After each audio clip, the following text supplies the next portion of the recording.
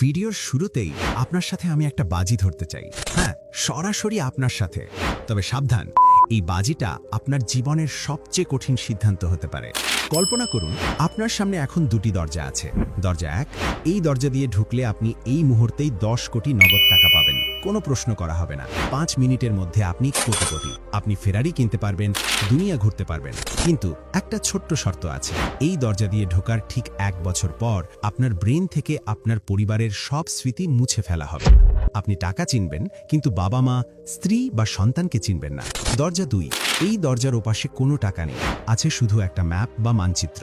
এই ম্যাপটা আপনাকে দেখাবে কিভাবে কঠিন পরিশ্রম করে 10 বছর সময় নিয়ে ধাপে ধাপে 10 কোটি টাকার মালিক হওয়া যায়। এখানে সময় লাগবে, কষ্ট হবে, কিন্তু 10 বছর পর আপনার টাকাও থাকবে, আবার আপনার পরিবার এবং সুখের স্মৃতিও থাকবে। এখন সত্যি করে বলুন তো, বুকে হাত দিয়ে বলুন, আপনি কোন দরজাটা বেছে নিতেন? কমেন্টে এখনই লিখুন, দরজা 1 নাকি দরজা 2। আমি জানি লজিক বলছে দরজা 2 বেছে নেওয়া উচিত, কিন্তু আমাদের অবচেতন মন বা সাবকনশিয়াস মাইন্ড চিৎকার করে বলছে, আরে ধুর, 10 বছর কে বাজে, আমার টাকা এখনই চাই, এখনই। আজকের ভিডিওর থাম্বনেইলে যে লোকটাকে মাথায় হাত দিয়ে বসে থাকতে দেখছেন, সেও একদিন দরজা 1 বেছে নিয়েছিল।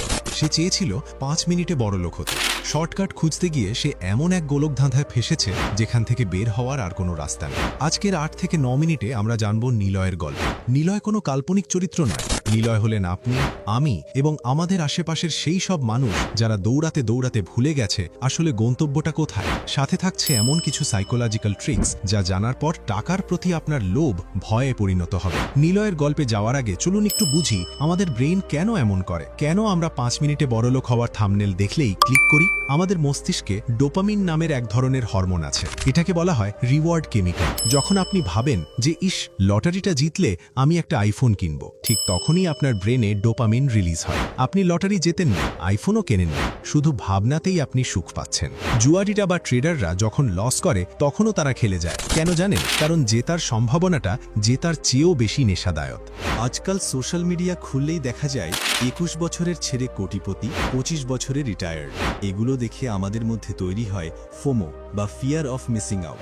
আমাদের মনে হয় সবাই এগিয়ে গেল, আমি শুধু পড়ে রইলাম। এই অস্থিরতাই আমাদের ভুল পথে নিয়ে যায়। আমরা ভুলে যাই যা দ্রুত আসে তা দ্রুতই চলে যায়। পরিসংখ্যান বলছে যারা লটারি জেতে বা হঠাৎ করে ক্রিপ্টো বা জুয়ায় বিশাল টাকা পায়, তাদের মধ্যে 70% মানুষ মাত্র 3 থেকে 5 বছরের মধ্যে দেউলিয়া হয়ে যায়। শুধু দেউলিয়া না, অনেকে আত্মহত্যা পর্যন্ত করে। কিন্তু কেন? টাকা তো সব সমস্যার সমাধান করার কথা ছিল, তাই না? এর উত্তর লুকিয়ে আছে নিলয়ের জীবনে। চলুন নিলয়ের সাথে পরিচয় করিয়ে দিই। নিলয় ছিল খুব সাধারণ এক মধ্যবিত্ত পরিবারের সন্তান। একটা প্রাইভেট কোম্পানিতে 9টা 5টা ডিউটি করত। মাস শেষে বেতন পেত 25,000 টাকা। বাসা ভাড়া, মায়ের ওষুধ আর নিজের পকেট খরচ চালিয়ে মাস শেষে তার পকেটে 200 টাকাও থাকত না। নিলয়ের ফেসবুক ফিড ভরা ছিল তার বন্ধুদের ট্যুর আর রেস্টুরেন্টের ছবিতে। সে ভাবত, এটাই কি জীবন? সারা জীবন কি এভাবেই বাসে ঝুলে অফিস করব? তার খুব রাগ হতো নিজের ভাগ্যের ওপর।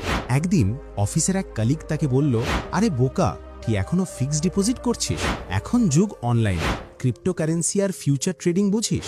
আমার এক বন্ধু 5,000 টাকা লাগিয়ে 1 লাখে তুলেছে মাত্র 2 দিনে। নিলয়ের মনে হলো সে যেন অন্ধকারে আলো খুঁজে পেয়েছে। সে ইউটিউবে ভিডিও দেখা শুরু করলো কিভাবে একদিনে টাকা দ্বিগুণ করা যায়। সে দেখলো হাজার হাজার মানুষ স্ক্রিনশট দিচ্ছে তাদের লাভের। নিলয় তার বাবার পেনশনের জমানো 5 লক্ষ টাকা, যা বাবা মেয়ের বিয়ের জন্য রেখেছিলেন, সেটা কাউকে না বলে সরিয়ে ফেলল। তার মনে হলো, এটা তো খরচ করছি না, ইনভেস্ট করছি। 1 মাসে এটাকে 10 লাখ করে বাবাকে ফেরত দেবে। শুরুটা ছিল সিনেমার মতো। নিলয় একটা হাই রিস্ক ট্রেডে টাকাটা লাগালো। ভাগ্য বা শয়তান, যে কোনো একজন তার সহায় হলো। মাত্র 3 দিনের মধ্যে মার্কেট বুম করলো। নিলয়ের 5 লাখ টাকা হয়ে গেল 15 লাখ টাকা। 5 মিনিটে না হলেও খুব অল্প সময় নিলয় যা আয় করলো তা তার 5 বছরের বেতনের সমান। নিলয় পাগল হয়ে গেল। সে ভাবলো সে সিস্টেম হ্যাক করে ফেলেছে। সে চাকরিটা ছেড়ে দিল। বসের মুখের ওপর রেজিগনেশন লেটার ছুড়ে দিয়ে বলল, আপনার এই গোলামি করার সময় আমার নেই। সে নতুন ফোন কিনল, বাইক কিনল, বন্ধুদের নিয়ে দামি রিসোর্টে পার্টি দিল। তার হাঁটাচলা, কথাবার্তায় এক ধরনের অহংকার চলে এলো। সে ভাবল সে এখন ইনভেস্টর, সে এখন কিং। কিন্তু নিলয় জানতো না, বিগিনার্স লাক বলে একটা কথা আছে। শয়তান আপনাকে প্রথমে জিততে দেয়, যাতে আপনি আপনার সবটুকু নিয়ে বাজি ধরেন। টাকা কামানো এক জিনিস, আর টাকা ধরে রাখা সম্পূর্ণ অন্য জিনিস। নিলয়ের কাছে টাকা এসেছিল, কিন্তু টাকা ধরে রাখার মতো মানসিকতা বা মাইন্ডসেট তৈরি হয়নি। একে বলা হয় লাইফস্টাইল ইনফ্লেশন। আয় বাড়ার সাথে সাথে সে খরচ বাড়িয়ে ফেলেছিল আকাশচুম্বী। 15 লাখ টাকা থেকে সে 10 লাখ আবার মার্কেটে ঢালল। এবার লোন নিয়ে আরও 10 লাখ যুক্ত করল। তার টার্গেট এখন 1 কোটি। কিন্তু মার্কেট সবসময় ওপরে যায় না। একদিন রাতে বিশ্ববাজারে একটা ছোট খবর এলো, আর মুহূর্তের মধ্যে মার্কেট ক্র্যাশ করল। নিলয় চোখের সামনে দেখল তার 20 লাখ টাকা কমে 15, 10, 5 লাখে নেমে এলো। একজন অভিজ্ঞ ইনভেস্টর হলে থামত, কিন্তু নিলয় তখন লজিক দিয়ে ভাবছে না, সে ভাবছে ইমোশন দিয়ে। একে বলা হয় লস অ্যাভার্জন। মানুষ জেতার আনন্দের চেয়ে হারানোটাকে দ্বিগুণ বেশি ভয় পায়। সেই ভয় থেকে নিলয় ভাবল, না, লস হতে দেওয়া যাবে না, আমাকে অ্যাভারেজ করতে হবে। সে তার বোনের বিয়ের গয়না বন্ধক রেখে বন্ধুদের কাছ থেকে চড়া সুদে ধার নিয়ে আরও টাকা ঢালল। সে ভাবল, একবার শুধু মার্কেটটা উঠুক, সব শোধ করে দেব। কিন্তু মার্কেট উঠল না। নিলয়ের সব পোর্টফোলিও জিরো হয়ে গেল, লিকুইডেটেড। 5 মিনিটে বড়লোক হবার স্বপ্ন 5 মিনিটেই দুঃস্বপ্নে পরিণত হল। এখন নিলয়ের চাকরি নেই, বাবার পেনশনের টাকা শেষ, বোনের গয়না নেই, আর পাওনাদাররা প্রতিদিন বাড়িতে এসে হুমকি দিয়ে যাচ্ছে। নিলয়ের এই পরিণতি থেকে আমরা কি শিখলাম? পৃথিবীর সেরা ইনভেস্টর ওয়ারেন বাফেটকে একবার অ্যামাজনের মালিক জেফ বেজস জিজ্ঞেস করেছিলেন, ওয়ারেন, আপনার ইনভেস্টমেন্ট স্ট্র্যাটেজি তো খুব সিম্পল, তাহলে সবাই আপনাকে কপি করে বড়লোক হয় না কেন? ওয়ারেন বাফেট হেসে উত্তর দিয়েছিলেন, because nobody wants to get rich slow. কারণ কেউ ধীরে ধীরে ধনী হতে চায়। আপনার কি মনে হয় 1 টাকা বেশি শক্তিশালী নাকি 1 কোটি টাকা? আসুন একটা শেষ গেম খেলি। আপনাকে যদি বলি আমি আজ আপনাকে 1 কোটি টাকা দেব, অথবা একটা কয়েন 1 পয়সা দেব যা আগামী 31 দিন ধরে প্রতিদিন দ্বিগুণ হবে, আপনি কোনটা নেবেন? অধিকাংশ মানুষ 1 কোটি নেবে। কিন্তু আপনি যদি ওই 1 পয়সা নিতেন যা প্রতিদিন দ্বিগুণ হয়, 5 দিনে সেটা হতো মাত্র 16 পয়সা, 10 দিনে মাত্র 5 টাকা, 20 দিনে মাত্র 5000 টাকা।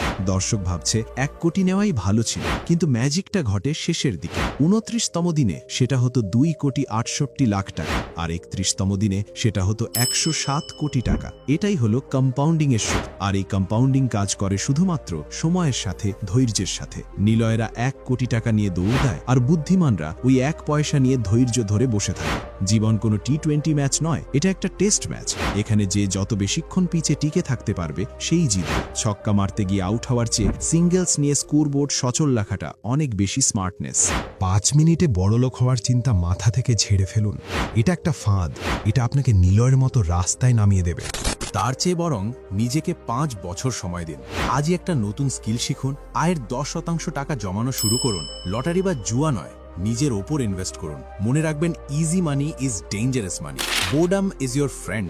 আসল বড়লোক হওয়াটা দেখতে বোরিং, কিন্তু এর ফলাফলটা অসাধারণ।